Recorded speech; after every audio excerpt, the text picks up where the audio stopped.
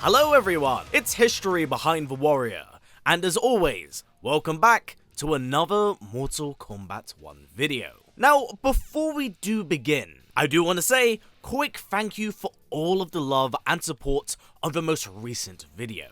It means a lot to me that you all watched it and took part in the conversation down below, as I'm still now actively going through it and reading some of your fantastic discussions and ideas. With that said, let's move on to today's video, where we will, yes, be back to talking about all things Mortal Kombat lore and story related. As with a new era ushered in, and thus a rebooted timeline, we have a new wave of characters thrust upon us. Yet, unlike that of its 9 counterparts, a lot has been tweaked and a lot has been changed in the new era. This includes characterization, origins, as well as whom even holds a mantle. A lot has been done, a lot has been altered. So, with that in mind, in today's video, I will be talking about the top 5 retconned characters, and why it has in fact been so beneficial for them to evolve in this new age. Now, inherently, retcons have typically been something frowned upon, as continuity is very precious to many of us, being timeless classics in their own right. But there are many instances where retcons can actually be extremely beneficial, whether that's to reintroduce a character or even tidy up a timeline. Retcons can in fact be something extremely helpful. But what about in this instance? Well, for this list, there will be a number of different factors going into it, from how they were handled in the story to how they are established in the current lore. From here, we will then compare them to their past selves, as it gives us a basis to ultimately work off and see the growth that has been made here. But just before we do begin, I want to note that this will be a 2-part series, with the first, of course, covering the very best, and then touching on the very worst. Also, please do keep in mind that as of making this video, NRS are yet to officially announce any sort of news regarding DLC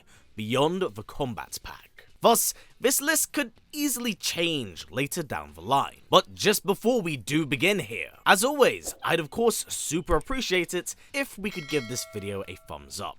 It's a small thing, but it really does go a long way here. And if you'd like to see more top 5 videos, please feel free to put some suggestions down below, as I do find these sort of topic videos very interesting and fun to put together. So, with that said, let's just jump right into things. Kicking things off at 5th place here, we do have Li Mei. First introduced in Deadly Alliance, Li Mei was one of the very few figures to stand directly against the onslaught of the Deadly Alliance, opposing their enslavement of her village and actively participating in their tournament to ward them off. Sadly, these efforts would be for naught, as she would be betrayed by them, then harvested from Naga's immortal Dragon King army. Fortunately, this was not her end, as she would be recovered and saved by Bo-Rai Cho, but her infusion with the Dragon King's soldier had taken a toll on her psyche. Now sadly, moving forward, during the events of Armageddon, Li Mei's character is sidelined, actually perishing at the very start of the war. Thus she meets her end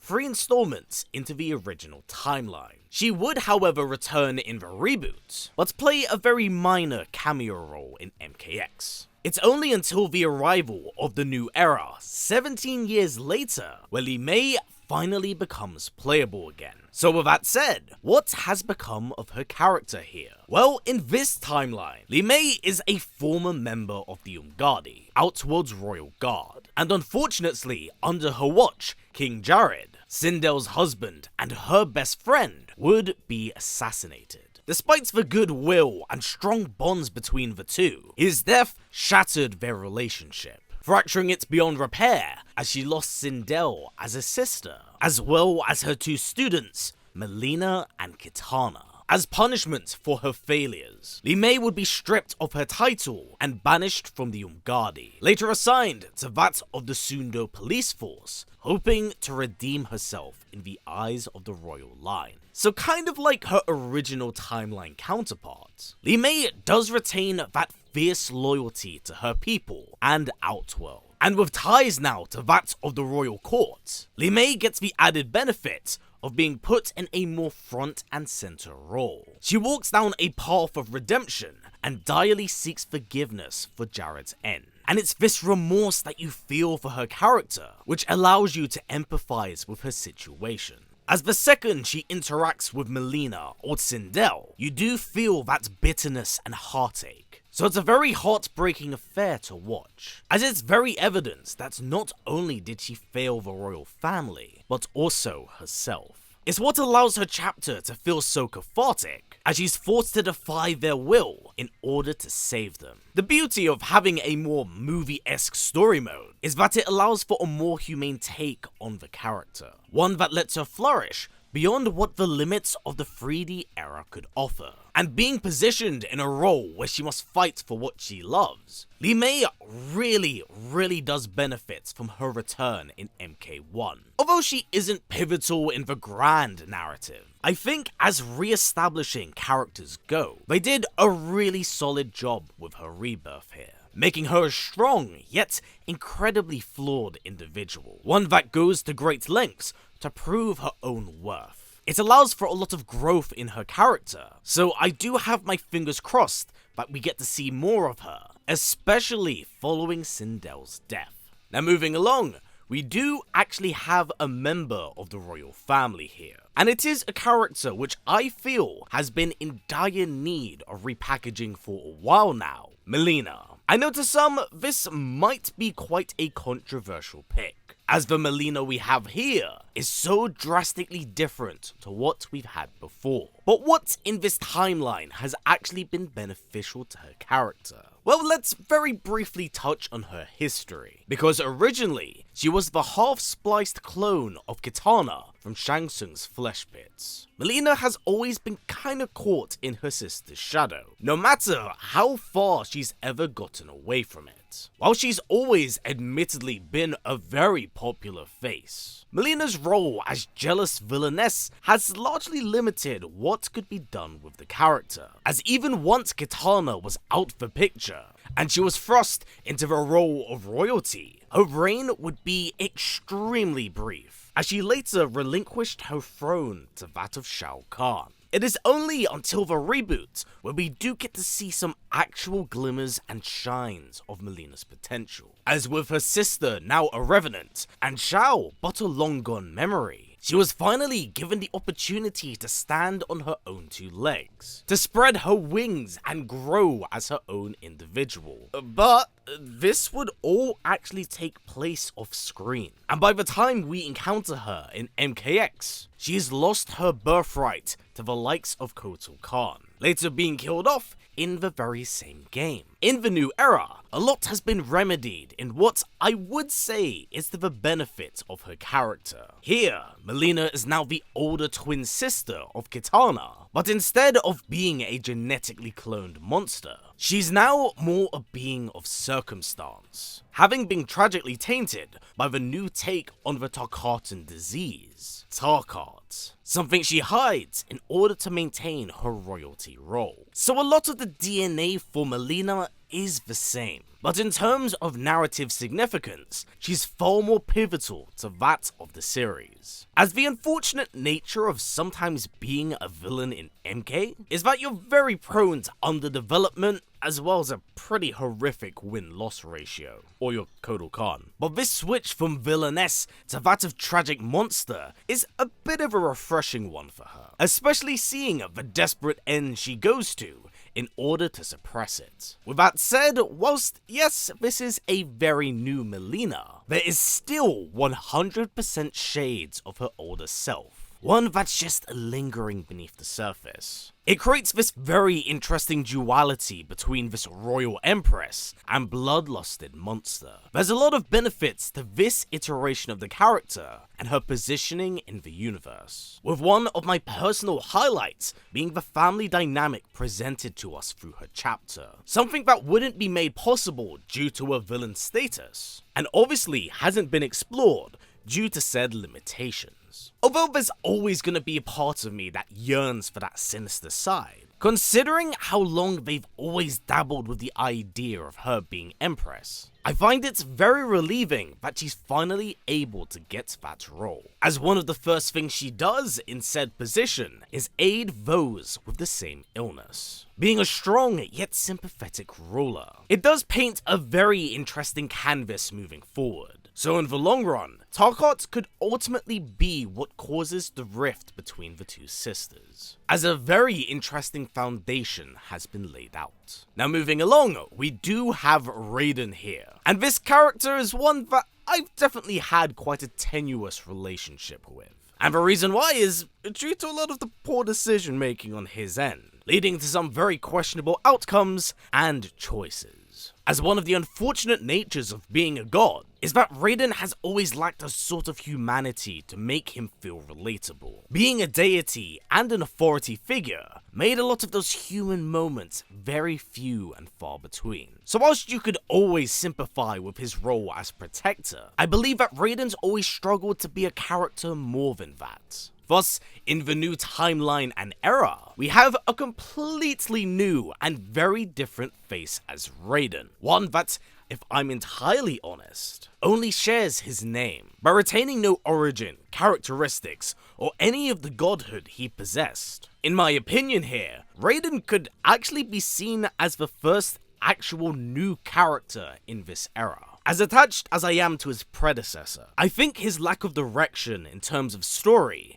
is what really hurts him from MK9 onwards. So to start him off on a fresh slate here, I think after a decade of misdirection and questionable handling, this may have actually been the best way to reintroduce the character. Plus, with Richard Epcar having effectively retired from the role, I think it does make a lot of sense here. So with that in mind, this iteration of Raiden is extremely likable. Sickeningly so, I might say, as he's a worthy rival to that of Kung Lao, and retains a very humble heart of gold that even riles up the likes of Reiko and Shao. I also think that what really works to his benefit is that at the very start of the story, he's kind of on the back foot, losing to the likes of Lao. From here, we get to see and feel that growth as he earns the Lightning Medallion and battles Outworld's forces. The humility he shows is a great contrast to other characters like that of Shang Tsung, who are just like comically evil. It creates a really fun dynamic between the two sides. I definitely feel like this was a step in the right direction for him, as the gods of Mortal Kombat can mostly feel very disassociated with the very beings they protect. It's actually one of the reasons why Fujin landed so well.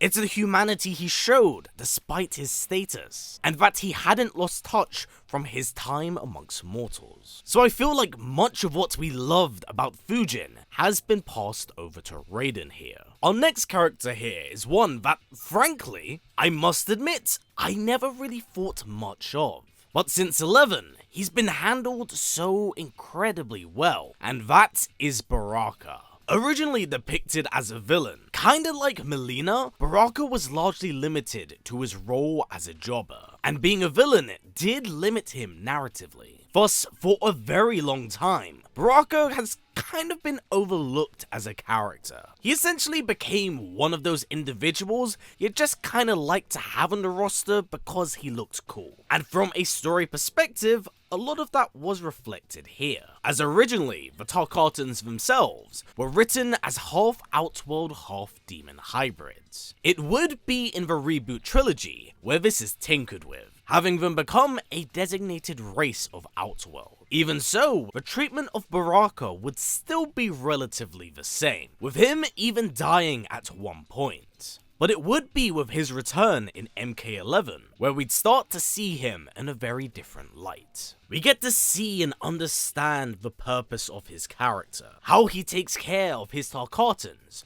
with them having suffered under Shao's rule. I firmly believe that it was this chapter and his alliance with Kitana that became the catalyst for what we have now. Inflicted by that of Tarkat, much like Melina, he is a beast of circumstance, one made by the devastating disease. But unlike the Empress, the infliction has fully consumed Baraka, turning him into a ravenous beast. It's the echoes of his own humanity that keep him in check, to fight, to survive, and protect what remains of his people. Personally, I think I'm more so impressed that so much has come from a character that I've overlooked for such a long time, as it goes to show that even those that have obtained a jobber-like status aren't beyond the realm of redemption, as he's even granted a chapter in this game, something never done before. And admittedly, this never would have happened if the reboot didn't happen.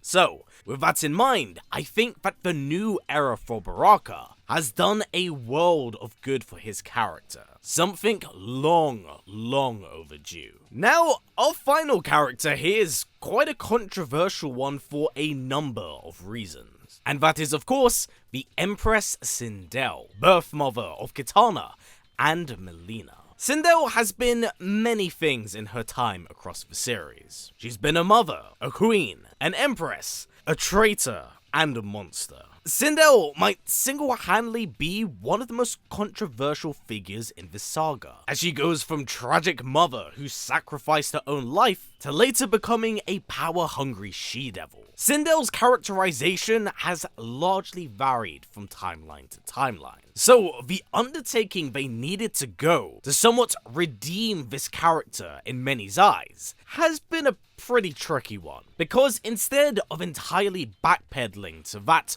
of the original timeline, the Sindel we have here is a very strong yet bold fair leader. Someone that is capable of showing compassion, yet does not wane from using her hand to support her rule. This Sindel is an interesting hybrid of what we've come to know of her. And of all of the characters I've actually mentioned, I feel like she might actually be the most delicate and temperamental character, especially after following the reception from Aftermath. Thus, with all of these factors in mind, I do feel like this character has been redeemed, but in a very different way. Because by not backpedaling, we are instead introduced to a version of this character that feels both modern and quite loyal to what she originally stood for. I find this version to be the best of both worlds in that instance. One that feels very conclusive, thus with her being laid to rest, and eternally reunited with Jared. I find it to be a very fitting end for her character,